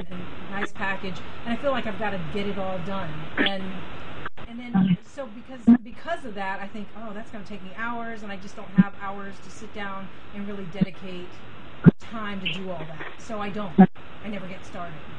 You know, I've got ideas in my head, but I just never sit down. But that's a great idea, this Evernote thing that you're talking about, because it would also work for songs. I've constantly got song lyrics going through my head, or just, you know, out of the blue, I'll hear something in my head, a line of a song that I think would be really cool, and so I use my Android, and I'll use the little voice recorder, and I'll just record that. But I think it sounds like this Evernote thing is a lot more interactive in allowing you to save, like you said, emails and other things like that. So I'll definitely check that out. So thanks for that. Yeah, you can save a voice record in Evernote. You can email yourself. There's an Evernote email address that you get. Oh, wow. And so I can email myself anything and put it in a specific folder, but just by using some syntax in the subject line. And it's just a really awesome tool to get and stay organized, and it's really become my brain. And so, from a writing standpoint, you know, it's just perfect. Perfect. Well, thank you. That's. I think anybody that listens to the show and the podcast afterwards is going to glean a whole lot of good information from you on everything from how to door knock and what not to do, and how to make cold calls, how to pitch an idea, and how to get started writing. I mean, you've just been a wealth of information, and so what I want to end with, we've only got about 9 minutes. And we haven't even scratched the surface. Oh, I know. There's so much more, and you know, we're definitely going to have you back. In fact, we'll have to talk, you and Lisa and myself, on how we can get your. I'm thinking about producing my own. I'm thinking about producing my own weekly hour-long show. Excellent. Here in-house, so that might be something we could like stream to you guys or upload and put on your air, whatever. I don't know. We'll talk about it. Fantastic. So now, just sort of to wrap things up, how, in your opinion, has America changed in the past 5 years? 5 years? Mm-hmm. In the past, you know, basically since the 2008. Since Obama was elected? Yep. We failed at everything. I mean, socially, culturally, politically, economically, all the leads, you know, they're all just suck. Yeah. But then the world thinks they're not, because they look at the stock market, you know, and then they think this overinflated stock market's not about to crash again, and they look at the unemployment numbers, and the unemployment numbers are dropping, but they're not looking at the U6 numbers that show that actual unemployment is 13 point whatever %, right. And that, you know, how many millions of people have just left the job force, and right. So you know, they're just being lied to, and from somebody who sold themselves as the next transparent president, the person that was going to change things in Washington and actually make a difference in America, to just deceived us like nobody's deceived us politically before, and I can't believe that there's not more people out in the streets with their pitchforks and axes and just screaming for change. And so I can't wait to the day that, you know, we get to knock on that door and throw him on his ass. Oh, yeah. So let me ask you this. You know, we've been hearing for 5 years, ever since this administration took over our country, we've been hearing the whole, oh, you Tea Party people, you conservatives are racists, and I mean, my question is, why do we even let that bother us? You know? Because it does. Because we're human. Right. Because it hurts. But we know that they don't. We know that they're just saying it, and we know that it's not true. So how do we get past that and stop constantly dwelling on the fact that they keep saying it, and then it's making people, it's silencing people. They're like, oh. The problem is that we. Go ahead. No, the problem is that we can say it on a local level, and you can, you go to meetings with your local elected officials, and they can be candid, and they can talk the talk, but the problem is just the spin, the publicity, the machine of the media. What we've allowed them to create is disgusting. You're not safe from it anywhere, and we have to. It's going to be a long fight. This has been going on for 100 years. This is not a battle that we win next year or 2 years from now. This is a multi-generational battle against people that have been infiltrating sections of the government for 100 years. Mm-hmm. And so this is going to have to be a slow and steady. We got to go back after the schools. We got to make sure that we take back the education, send government back to a local level. I mean, there's so many things that are happening on a smaller level. That's what the last midterm election was great for. We had over 700 seats that went back to a conservative or independent seat, and we just got to make sure that we show up and we do the things we say we're going to do. Well, but here's the problem. There are so many people that are completely disenchanted with the Republican Party, myself included. When I get calls to donate to the Republican National Committee, I say, sorry, no. I will donate directly to the candidates that I support. Here's where I see a dangerous situation building up, is that so many people are disgusted with the Republican Party that they're all talking third party. They're talking, let's vote for the Libertarian candidate. Let's vote third party. What's all that's going to do is it's going to keep the Democrats in power. I mean, what are your thoughts on that? They're going to win anyway. If we run an idiot, they're going to win anyway. Right. Why not run somebody who can, Why? Because we continue to argue on their premise, because we continue to hire the same consultants, the same marketers, the same idiots that have lost these elections. Look at every time any candidate's gone out and espoused conservatism, look at what Scott Walker's doing in Wisconsin. So if you can't look in the real world examples and see like, oh, this is how you do this, then you shouldn't be listening to those people. We don't need to play nice with these guys. I always draw an analogy to sports, football. Or you don't go out there to end in a tie or to work with your opponent. You go there to destroy them, especially when their ideology is as broken as we're dealing with in the progressive left. I would vote for a Democrat who started talking with some kind of logic and some kind of sense, because I used to consider myself a Democrat. I'm a true liberal because I think in maximum freedom, the smallest amount of government possible. And so the fact that they've corrupted these words and they've just made it into this disgusting thing, and again, I have to respect their efforts because they've been working at it for so hard, and we can't keep going around pretending like we can keep doing the same thing and things are going to change, because we're going to keep getting our butts handed to us in elections if we don't do something different. Yeah, they're talking about Jeb Bush and Mitt Romney. Oh, dear God. And I'm thinking, no, we can't have that. It's going to happen. You're going to see Chris Christie, Jeb Bush. You're going to see one of these guys, a Boehner. I don't know. You're going to see one of these. It's going to be disgusting, and I don't know. You'll see the suicide rate skyrocket. I don't know. Well, the big question is our economy going to even survive long enough to get to the 2016 election? That's what a lot of people are concerned about, the financial collapse, because it's coming. Yeah. It's possible, and people are. You got the money bubble is the last of them. Mm-hmm. So I don't know if the student loan bubble collapses before that or if it's the part of that. But watch, the student loan collapse is going to be the Lehman Brothers of the next big bubble, and you're going to see money just destabilize, and then we'll know pain. Yeah, unfortunately. All right, well, we managed to hold on to you for the whole 2 hours, and like you said, we barely scratched the surface of who Raymmar Tirado is. And if you folks out there listening to the show want to learn more, go to Raymmar, that's RAYMMAR.com,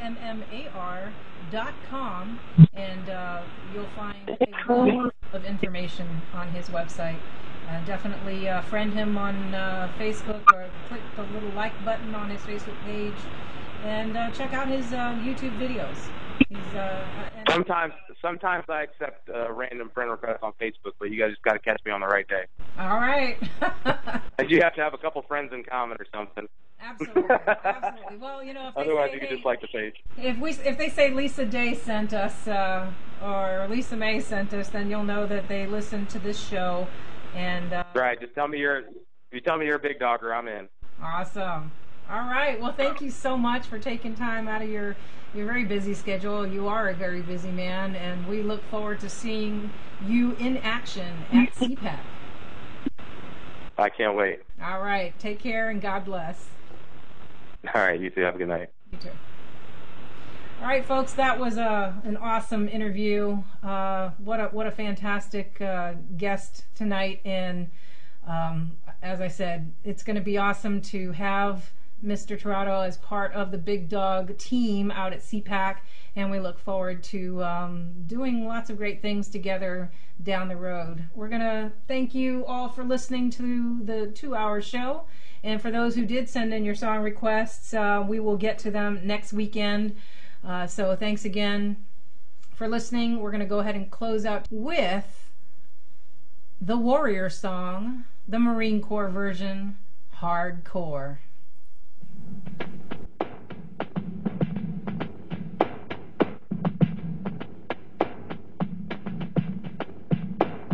The eagle born to those who pledged their lives in sacred honor was smiled upon by God and freed from chains and iron collar.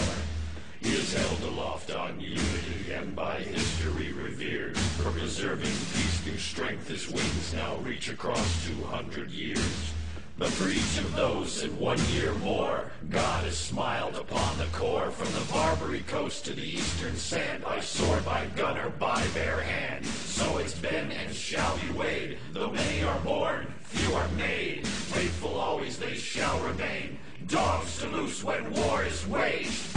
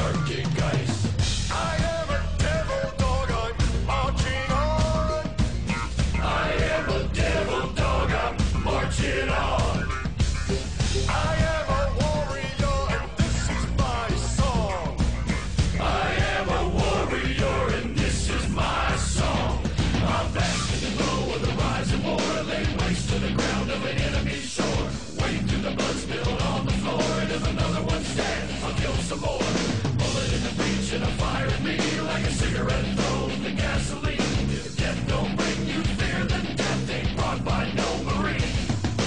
Come to the nightmare, come to me. Deep down in the dark where the devil lives. The wall with the jaws and the razor teeth, where the brimstone burns and the angel wins. Call to the gods if I cross your path, and my silhouette hangs like a body bag. Hope is a moment, now I'm past. The shadow of death is the one I cast. I am a devil dog, I'm marching on. I am a warrior and this is my song. Hell has no demon I won't overcome. I am a warrior and this is my song. For more than 200 years, our Corps has done two things for this great nation. We make Marines and we win battles. Hoorah! Never forget that. You're first Marines, and not all the communists in hell can overrun you. Now I'm in bleed and I mean to inflict the grief, and the least of me is still out of your reach. The killing machine's gonna do the deed until the river runs dry and the last breath leaves. Chin in the air with a head held high, I'll stand in the path of the enemy line. Feel no fear, know my pride. For God and country, I'll end your life. I am a devil dog, I'm marching on. I am a warrior and this is my song. Hell has no demon I won't overcome. Never forget that. I am a warrior and this is my song. I'll make the devil himself turn and run. I am a warrior and this is my song. Into the fire I will keep marching on. Hoorah! Marine Corps, it's up! Take me to the brig, so I can see the real Marines.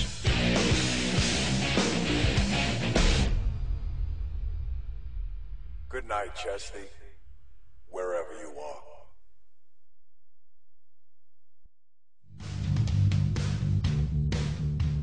And that's going to conclude our live listener request show, Afterburner. We want to thank you for tuning in every Saturday night, and we hope to see you again here next week at 10 p.m. Eastern for Off the Hook, where you'll get to hear some more fantastic tunes and get to know one of our fabulous culture warriors, followed by our show Afterburner, where you get to pick the songs that we play. So until we meet again, we want to wish you a blessed week ahead and encourage you to tell all your friends and family members about the fabulous culture warriors at BigDawgMusicMafia.com and Big Dawg Music Radio, where conservative is always cool. On behalf of all the culture warriors at BigDawgMusicMafia.com, Godspeed to you and yours. This is Lisa May and Lisa Day signing out until next week.